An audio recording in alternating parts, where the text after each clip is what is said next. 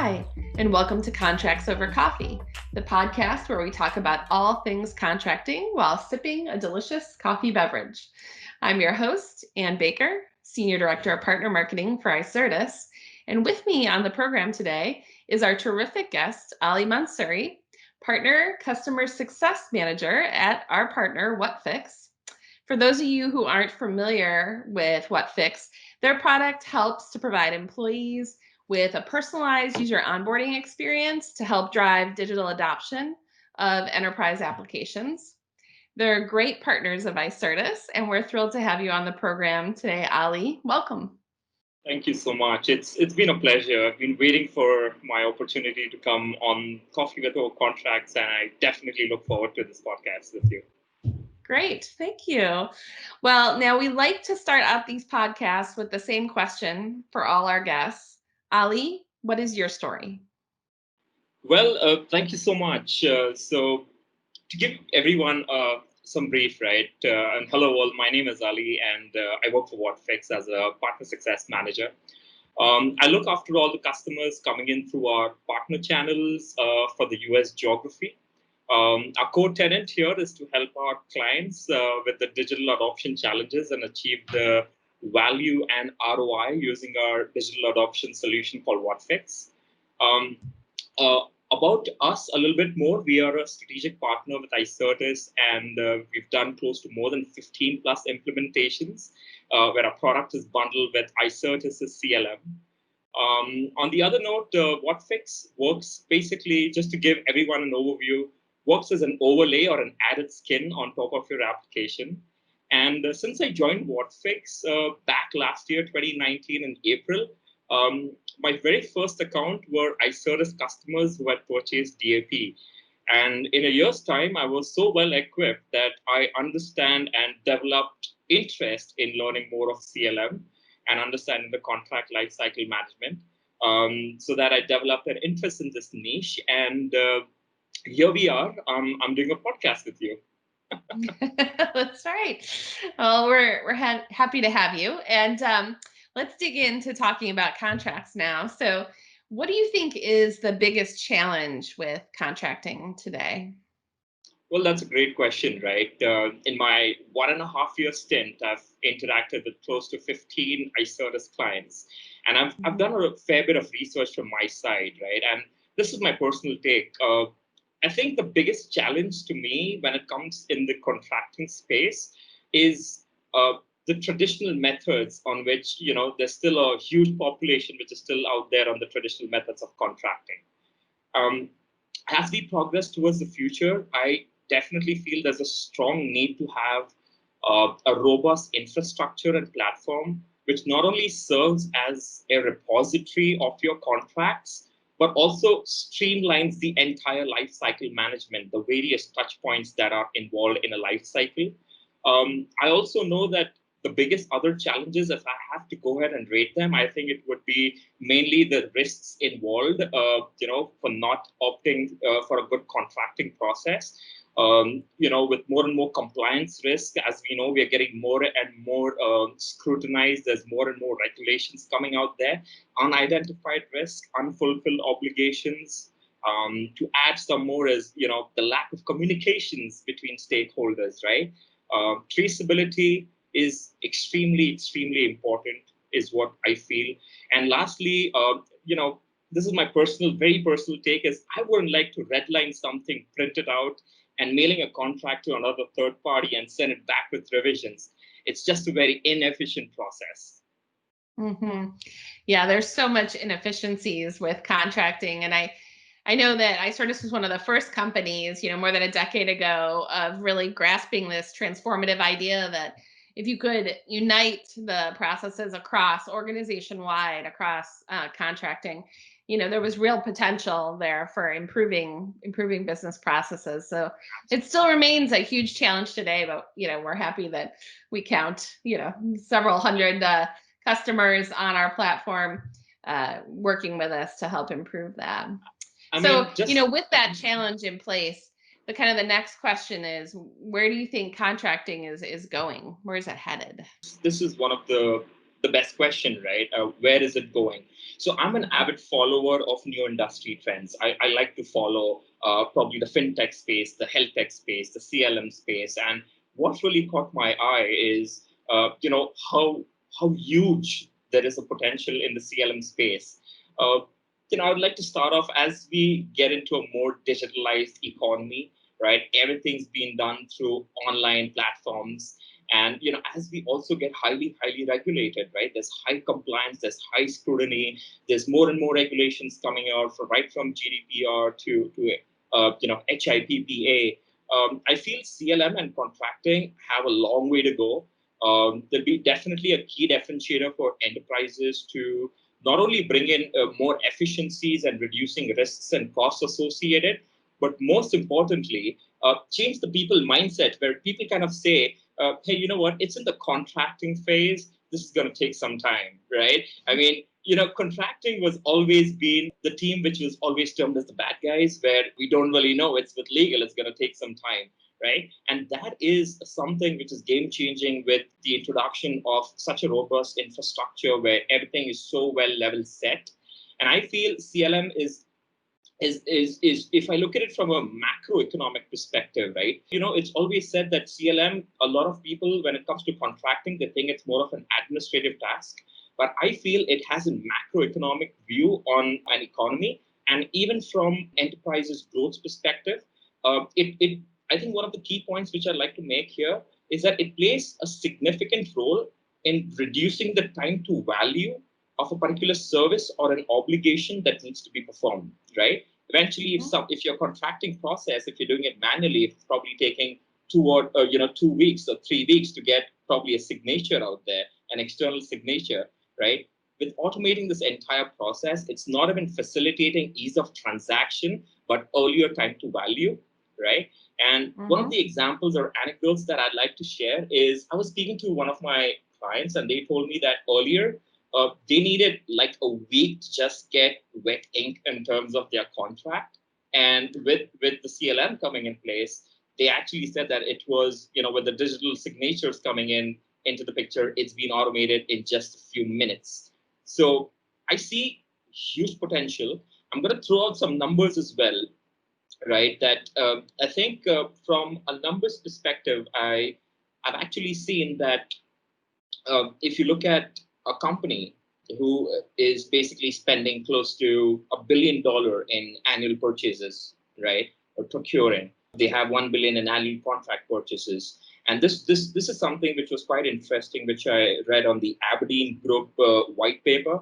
I read about that 200 million is spent off contracts, right? Like 800 million is on contracts and 200 million is off contract. And considering that enterprises report a 16% discount advantage for on-contract purchases, right? Which basically means moving just a quarter of purchase back onto the contract could have just returned $8 million in savings, right? Wow. And on the flip side, company with, let's just say, purchases has a purchase procurement total of around $500 million, right, a year, out of which, let's say, they use 400 millions under contracts, and the remaining 100 million is not on contracts. They kind of lose $18 million every year due to lack of proper supplier contract management. So if you look at it from a macroeconomic perspective, you're basically 80% of the world is on contracts when it comes to having any kind of obligations to be delivered, be it cash or be it any revenue, any cost, any assets, liabilities. There's a lot of things involved in it. And I feel with this entire bottleneck that is being taken care of by CLM, I see that it's even bringing more liquidity and getting more revenue to the end customers and enterprises. I mean, I love that. I love that point. And I loved your kind of story there about, when you get to contracting, people are like, oh, this is going to take time. And I mean, I think our vision is to really eliminate that statement from ever being made again. And we had a previous podcast guest who talked about, the revenue that's lost when you don't automate and manage your contracts in a centralized location.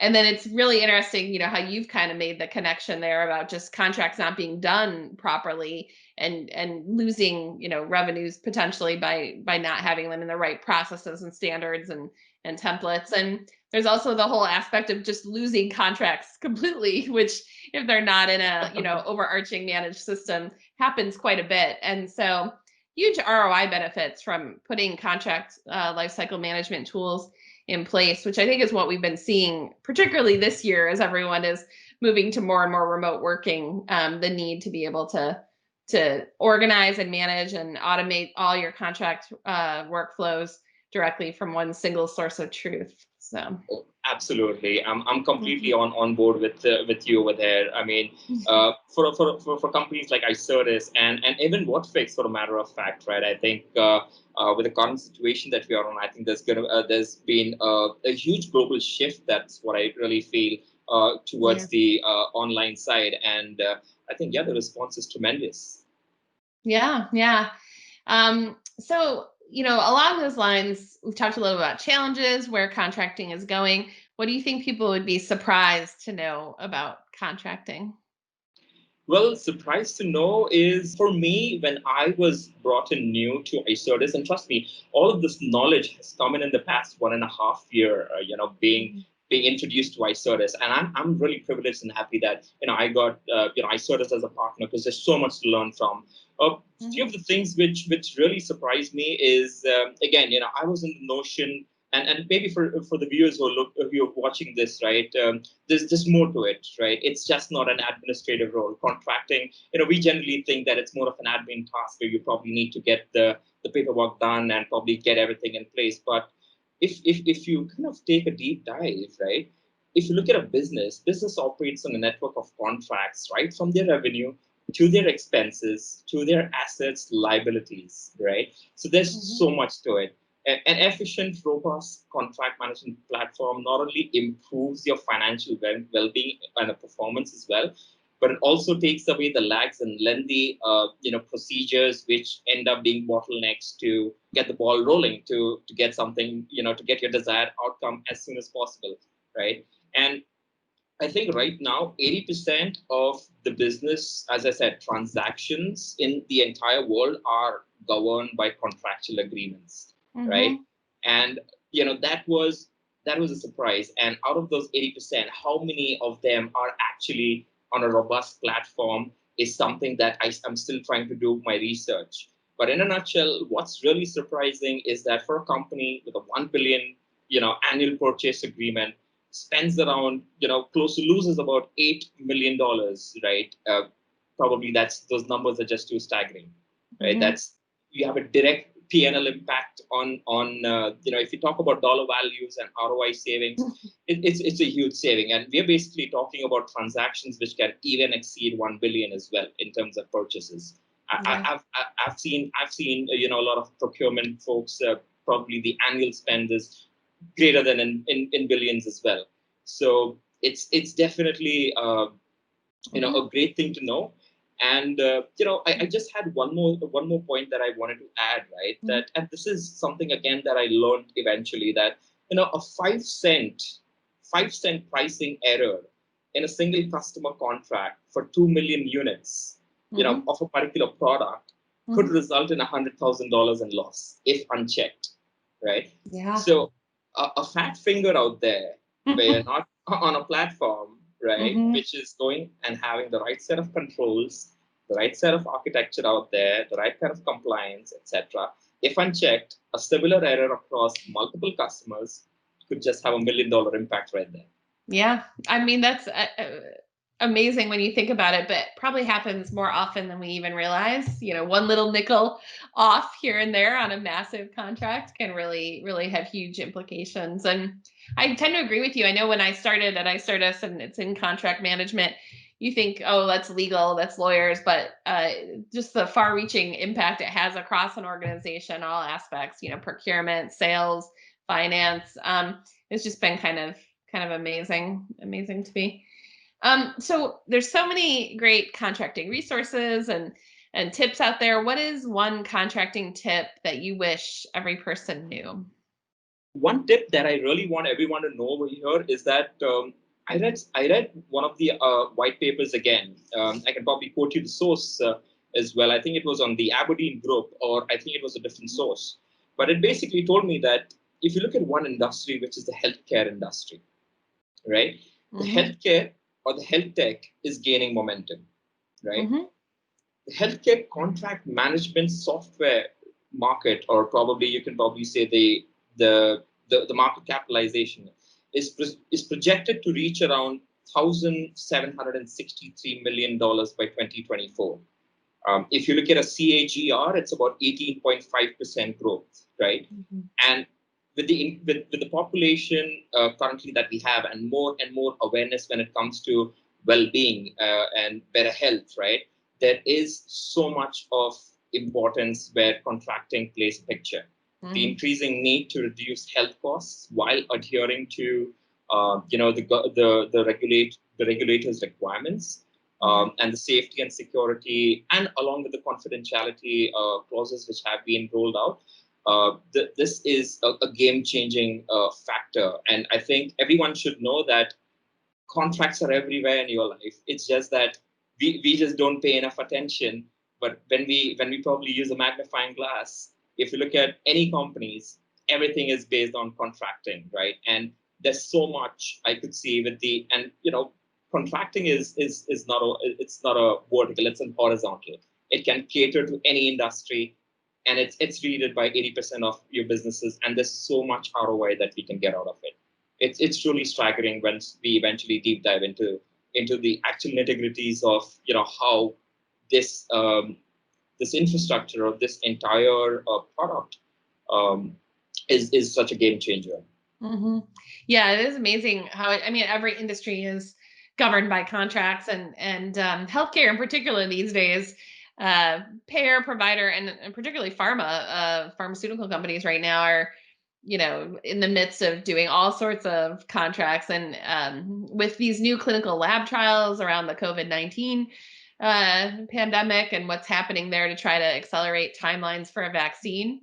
Absolutely. Contracting is really at the heart of a lot of those trials, and just collaborations across different organizations that are working together like they have never done before to try to speed a cure. So yeah, and there's a number of the analyst groups like Aberdeen that you mentioned that provide a lot of really interesting materials on that space, as on contracting in general, but verticalized as well if people want to go deeper there.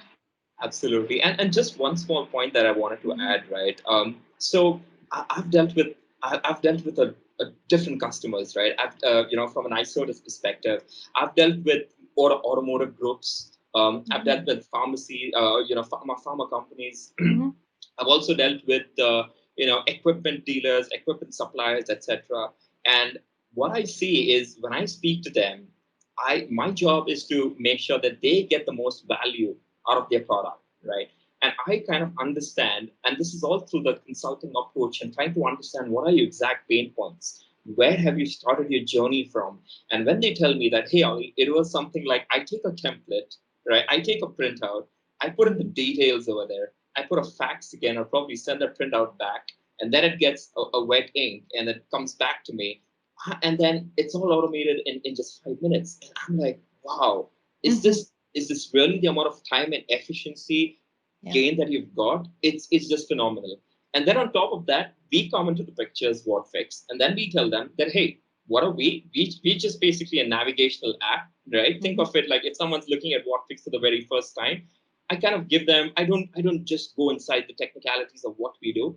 I tell them that imagine you're on a road, right? You don't have a mobile phone, you don't have a cell phone, and you need to go from point A to point B, right? Yep. All you have is just maps, and how are you going to go there, right? You don't know how much time it's going to take you. You don't know. You probably have to use a map, follow directions, ask multiple people, and then when Whatfix comes in, and then when if you have a mobile phone with GPS, it's easier to just navigate to the place, know how long you're going to reach, how much time it's going to take you.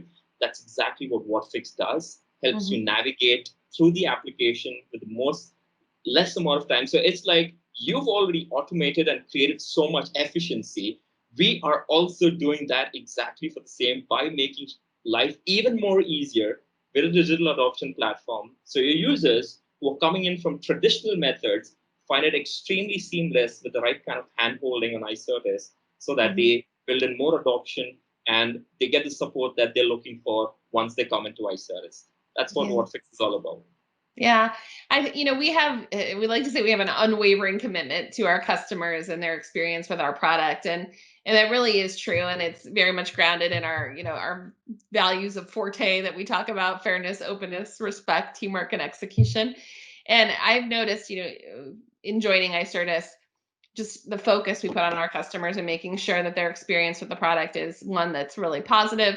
And Whatfix has, been a key partner in doing that. And I like your analogy of being lost a little on the road and needing a map. And if you're going down a road and you do get lost, just having that person there, or that product there to tell you, here's where you need to go next, and here's the information and the help that you need in the moment, in the context that it's required, is really critical. And that's why Certus has made an investment there, and wants to make sure that our customers can adopt and use our products and always feel like they have what they need to really make the most out of the features and functionality that we've built into the platform. So it's great having partners like you that help us improve that experience for our customers.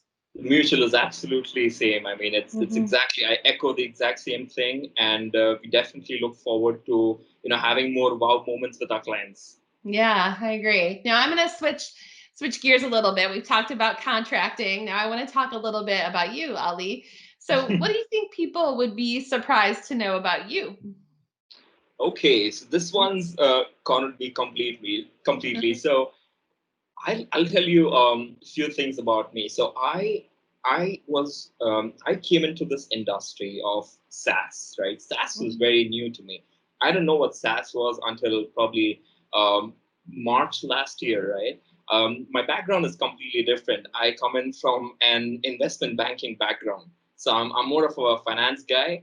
And then again, this was just my curiosity to know what's going out there. And eventually, I started reading about what is software as a service. How's the world economy changing? How's the SaaS, baking, getting basically it is a groundbreaking reality for me that okay, there's something that exists like this. And then my interest went in so deep, and I started. And the other thing is one more interesting thing about me is.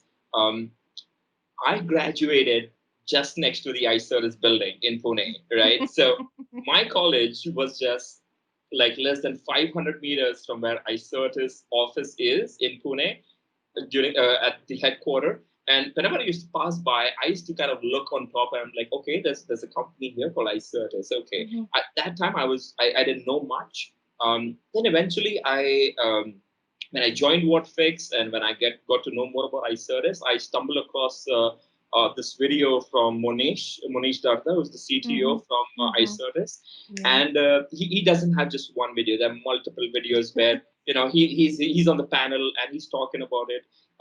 Talking about the vision, how Icertis came in the picture, and there was one anecdote which I remember where he basically speaks about no one have ever imagined, right, that there is a problem here. He identified a problem and he goes on speaking about it, and he gives some statistics in terms of what are the current problems and what was the solution that we came up with.